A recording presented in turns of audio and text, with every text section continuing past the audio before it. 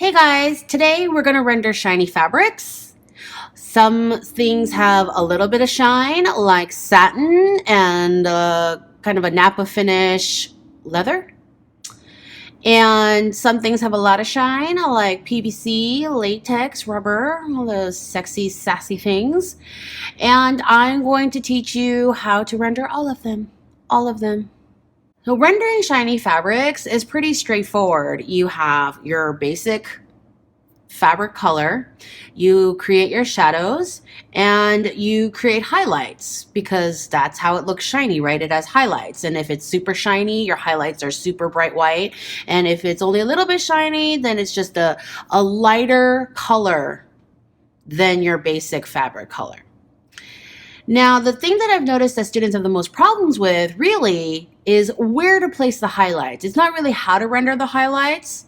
I'll show you how to do that too, but most of the time it's like, where do I put the highlights and what kind of shape should the highlights be in?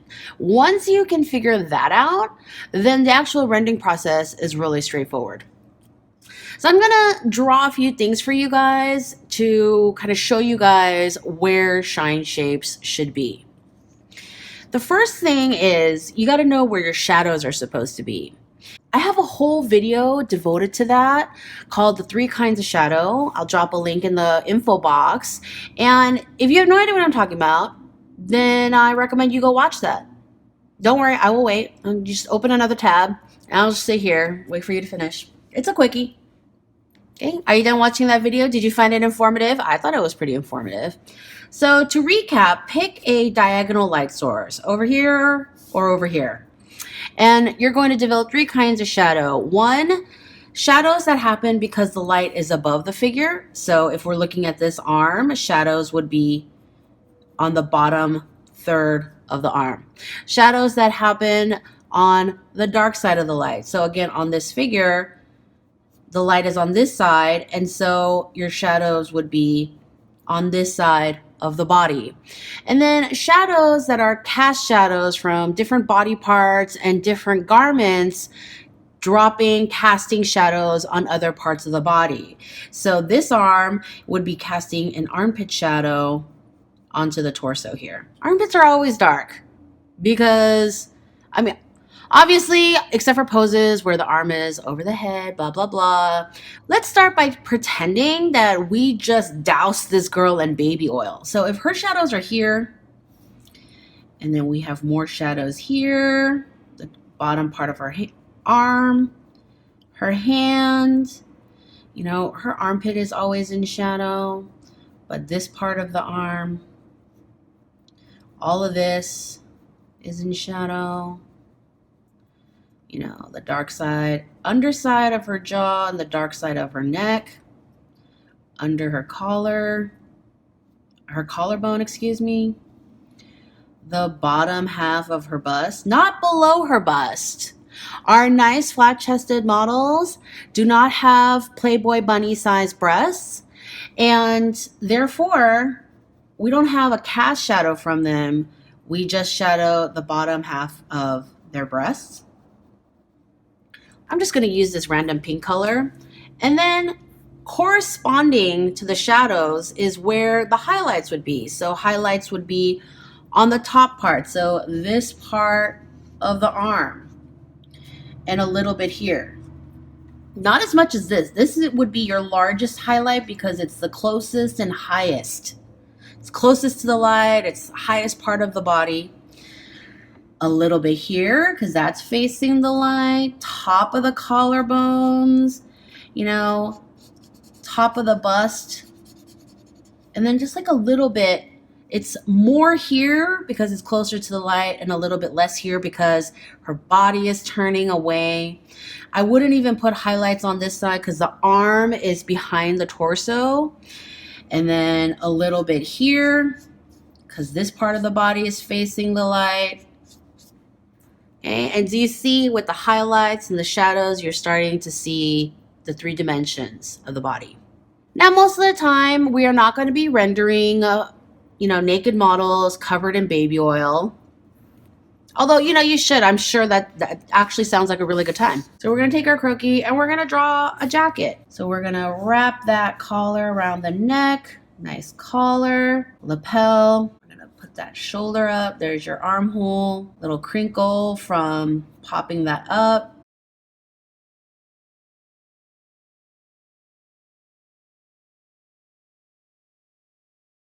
Obvious wrinkles with the bent arm. And then there's the jacket.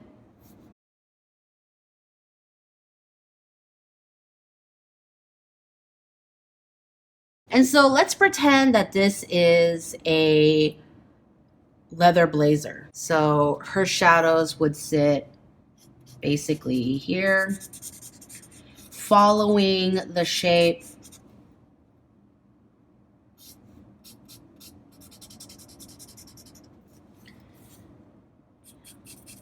I will put all of this in shadow because it's like behind the arm. And then this is coming forward, so just on this side. And then armpits are always dark. And then all of this would be in shadow because it's cast away from the body, all back here. And this is just coming forward. And then a little separation shadow under collars and lapels, a little roll shadow like that. And then all of this is facing the light. My highlights would be the top here, and they would follow the crinkle of that drape. The top of the shoulder here, facing the light. This roll, as the collar and lapel roll, it'll face the light and get that highlight. Same on this side. You know, I would do a little highlight right in there. And then, you know, kind of across and following the drape. And then just a little bit over here. You know, if you have anything that crinkles, whether it's crinkles on skinny jeans around a knee or, you know, gathers from a drape around a journal skirt, you know, anytime you have this kind of crinkle action, that's the cross view, right? And your light is here, then it's highlight, shadow, highlight, shadow, highlight, shadow, highlight, shadow. Say you're doing a skinny jean, there's your crotch whiskers, and then you have crinkles around the knee and around the ankle, side seam. And if this is your light source, then, you know, all this back here is in shadow, following the shape of the garment, crinkle, crinkle, and then across like that. And then your highlight would be, you know, the front of the belly where it's nice and flat and facing the light, that front of the thigh that's facing the light, and then like every other, it's like crinkle, crinkle, crinkle, crinkle around the crotch. So it's highlight, shadow, highlight, shadow, highlight, shadow. And then it's crinkling in here, but not as much as the crotch. And then the broad flat of the shin, crinkle, crinkle. And then I would go in and add little bits of shadow coming across like that. So yeah, let's say we have a big blouson-y, drapey sleeve in satin, gathers here, and let's say that's your light source. Then again, you know, your gathers happen here, and then, you know, your shadows are here coming around, and the dark side of that cuff. And then your highlight color would be, you know, highlight, shadow, right? Along the part that's closest to the light, like that. And again, highlight, shadow, and then the cuff facing the light. You know, at this point, most of you are more experienced in laying down shadows and figuring out shadows. And if you haven't, you should just keep watching the 3 kinds of shadow video until you get it. So it's much easier to figure out the shadows first. And so lay down the shadows. And then you figure out the highlights because they're on the opposite part of the shadow. Makes sense, right? Anytime you do a shade, if you're doing a cylinder, you know, your shadows are here, and over here, and then you know that this part and this part is going to be the lightest. All right, so now that I have shown you where to place your highlights, I've drawn 3 identical dresses to illustrate the 3 different ways to render shine. Now, I'm going to start with a fabric that is not very shiny at all, very, subtle shine like a duchess satin or leather. And in that circumstance, let's pretend that the light source is over here for all 3 of the dresses. I call this category soft shine fabrics. These fabrics that kind of more glow and have these very soft, beautiful highlights. With these soft shine fabrics, these glowy, soft things, their highlights are never completely white. They're just a lighter color than the original fabric color. And they don't have crisp borders. It's all soft, glowy edges. And so what I do for these kinds of fabrics is I take my base fabric color and I color in the whole thing. Now you can do this process with paint or with marker, it doesn't matter. The only key point is to let all your colors dry before moving on to the next color. And then I'm going to take my shadow color and, here we go, dark side away from the light, following the shape of the drapes over here, bottom half of her breasts, and kind of connect that into soft curves, and then a little bit of this walking shadow that's happening here. And then at this point, I would take a pink or a white color pencil or charcoal pencil to add the highlights. I like to use charcoal pencil when I want a grainier look like leather or velvet, and I like to use a smoother color pencil for things like satin. Now, the thing is, you never want to combine charcoal pencil and color pencil together because their bases are different and they fight each other, and you're just going to end up with a streaky, awful mess. So pick one and stick to it. What is the thing that I'm always saying about this stuff? The best eraser in the world is time travel. And so work slowly. Don't just start streaking up a bunch of white stripes. You're going to figure out where your highlights are. They're going to be here, the top plane of her breasts, and then this side of her torso closest to the light, all along her hips, following the shape of her body, like so. And so you've got that. And so you're going to start slowly building the color. And maybe blend with your finger a little bit. Going to give me those soft, blended edges, no sharp shapes.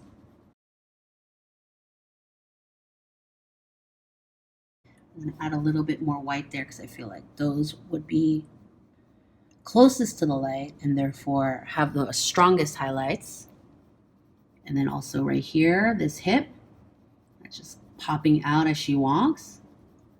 The key is to look at your fabric and you figure out if it has baby pink highlights or soft white highlights or what have you. And then you're going to go in and pop out the details for the rest of the dress. It's probably got some kind of seaming or darts because it's so close to the body. Maybe some panels like that. The next one I'm going to do is going to be super, super, super shiny. It's going to be so shiny that your highlights are going to be white. And the best way to get that white is to leave the white of the paper. I call this hard shine because the edges of the highlights are crisp and hard and you see a lot of white, so you're going to leave the white of the paper.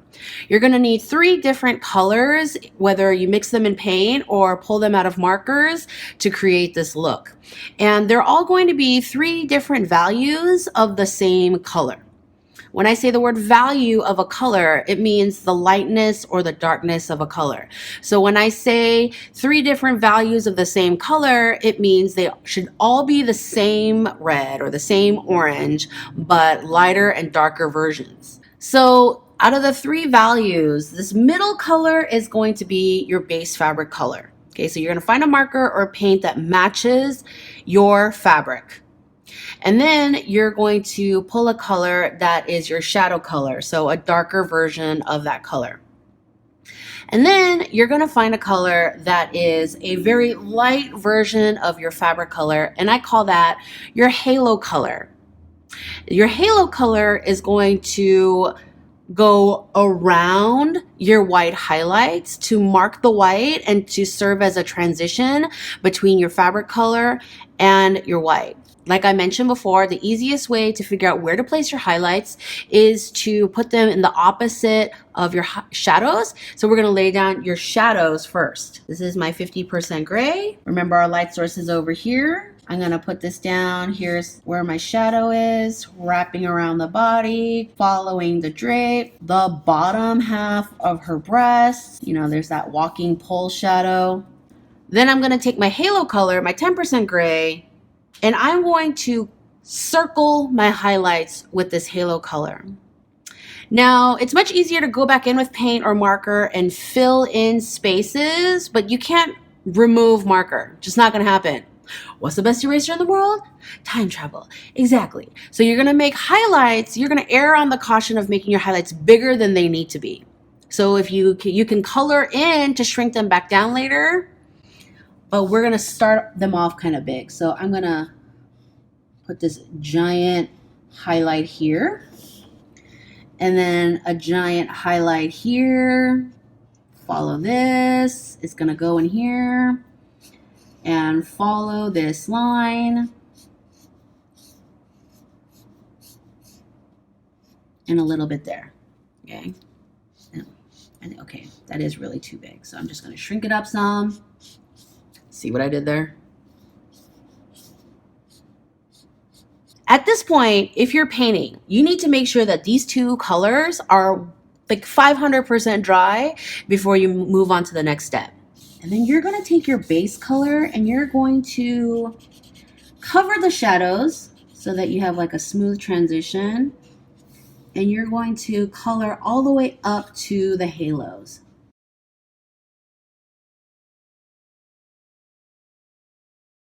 See that? You're going to see some of your basic fabric color along the edge of her dress here.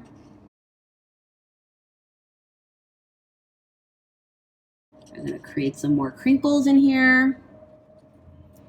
And then in between the halo and the base here, you're going to see some of your basic fabric color. I'm going to shrink some of that halo a little bit. I think it's going to be too big, so I'm going to shrink that up. Because I can. And then a little bit more color on the top, above the halo. All these nice transitions happening so that it still looks kind of graphic, but there is grades of color. I'm gonna go back in with my halo and kind of shrink up my highlight some.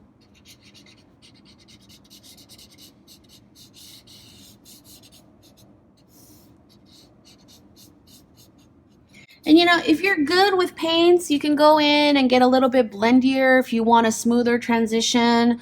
You know, I find it looks perfectly fine if there are no transitions, but you get that really sharp graphic look. I think it looks really shiny that way. And there you have it. You have your shadows, you have your highlights, you have the same dress as this one, but just super really, really shiny. Really shiny. At this stage, sometimes I go in and I soften some of these transitions with a colored pencil. Sometimes I take a white gel pen and I go in there and I just pop in a few random, just those really skinny, precise shine spots. Makes it really super shiny. And sometimes you're going to come across fabrics that are in between hard shine and soft shine. So I'm going to show you that too. So for that, you're going to need 3 values of the same color again, except this one I did 10, 30, 50. But for this one, you want your values closer together. So I'm going to do a 20, 30, 40. You want values that are closer together because the transitions are going to be softer, not as harsh, but you still want those super bright colors, that white, that really pale color. So again, I'm going to take my shadow color and place my shadows.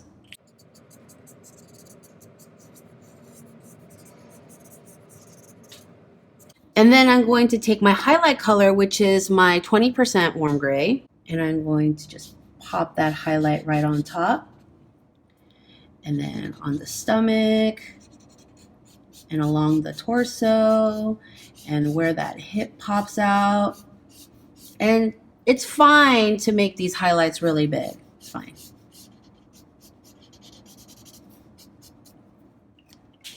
And then you're going to take your 30% gray, and which is your regular fabric color, remember? Get in there in the in-between spaces. You're going to blend the transitions between the two. You're going to cover the shadows. And you're going to go right up in there against your highlight. And you can take a colorless blender or a 10% gray and just get in there in those highlights and just soften those edges. And you see how it does look like there's a definite highlight, but it is not as shiny as this one, but definitely shinier than that one. And this one also creates a smoother, creamier shine than something that's a little bit more scratchy than the color pencil look. All right, there you have it. You have 3 identical dresses in 3 different levels of shine. Here's a little tip. If you know that you're going to turn this project in for a grade or for critique, figure out what lighting they're going to be looking at under and work under that light. You know, my students, they come to class and, you know, the classroom lighting is always the same, that same white fluorescent lighting.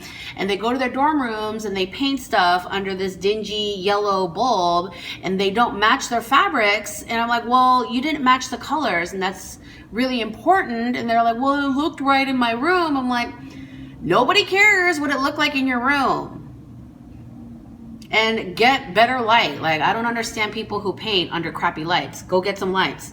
Get a light, whatever. Questions? Drop me questions in the comments box because I love questions. And if I cannot answer your question in words, I will do a mini tutorial for you. By now, you guys know to subscribe because I'm going to be doing more tutorials forever. And, you know, all my social media. And I got to lay off the coffee. All right, so that was shiny fabrics. What am I doing next? I don't know. You tell me. Why don't you tell me what you want to see next? Drop me a comment. Till then, see you next time.